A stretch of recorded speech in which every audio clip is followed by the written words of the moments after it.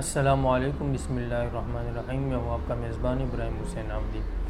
ہم لوگ باتوں باتوں میں ایسی بات کہہ دیتے ہیں جس سے کوئی نعمت جو اللہ ہمیں دینا چاہتے ہو یا وہ نعمت ہمیں میسر ہو، اس نعمت سے ہم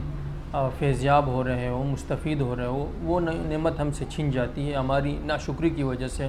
ہماری ایسی باتوں کی وجہ سے جس سے اللہ ناراض ہو جاتے ہیں۔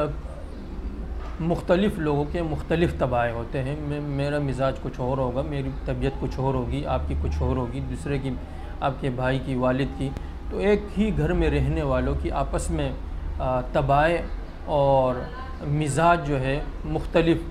ہوتے ہیں۔ ایک چیز جو ہے، ایک نعمت کسی کو بہت اچھی لگتی ہوگی تو وہی نعمت دوسرے کو جو ہے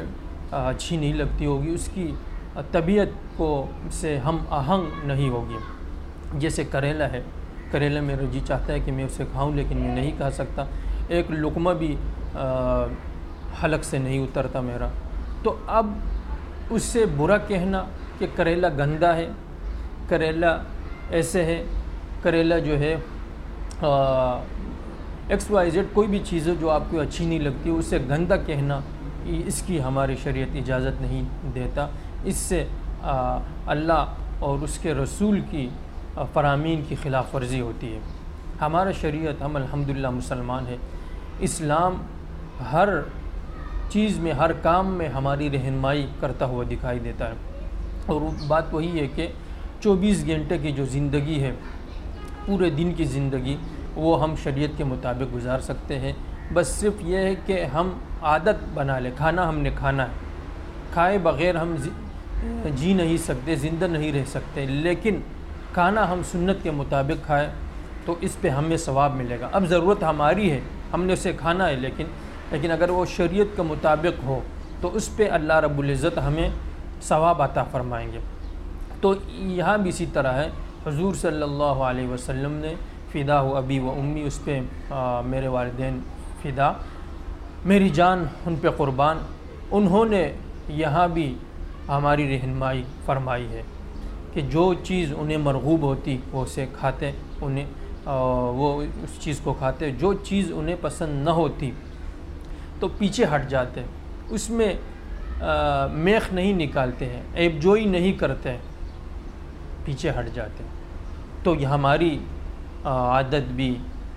اسی طرح ہونی چاہیے، جو چیز ہمیں پسند ہو ہم کھا سکتے ہو اسے کھائیں، اور جو چیز ہمیں پسند نہ ہو اس سے پیچھے ہٹ جائے۔ اور اسی طرح یہ دعوتوں میں بھی ہوتا ہے کہ ہم کہیں جاتے ہیں، شادی بیاہ کی دعوت ہوتی ہے، کوئی اور تقریب ہوتی ہے، تو وہاں بھی ہم لوگ، بعض لوگوں کی عادت ہوتی ہے کہ اس میں جو ہے عیب نکالنے لگ جاتے ہیں کہ مسالہ تیز ہے، اس میں جو ہے مرچیاں تیز ہے، گھی تیز زیادہ تھا، یہ تھا وہ تھا۔ ہاں، آپ یہ کر سکتے ہو، اگر جا کے وہ آپ کی بات ماننے والا ہو، بندہ بااخلاق ہو، آپ جا کے اسے کہہ دیں کہ بھئی یہ چیز اس طرح تھی، کھانا جو ہے، کھانے میں یہ چیزیں تھی، آئندہ اگر آپ کے ہاں تقریب ہو تو یہ ان چیزوں کا خیال رکھا جائے، اس خامیوں کو دور کیا جائے۔ تو یہ تو اصلاح کی نظر سے تو آپ کر سکتے ہیں، لیکن اگر ایسے ہو کہ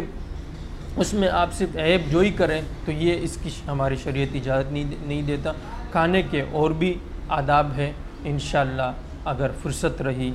اور زندگی نے ساتھ دیا تو کھانے کے آداب پہ اور دیگر جو چیزیں ہیں، ہماری شریعت، ہمارے حضور صلی اللہ علیہ وسلم کے پاکیزہ اور میٹھے فرامین، اس بات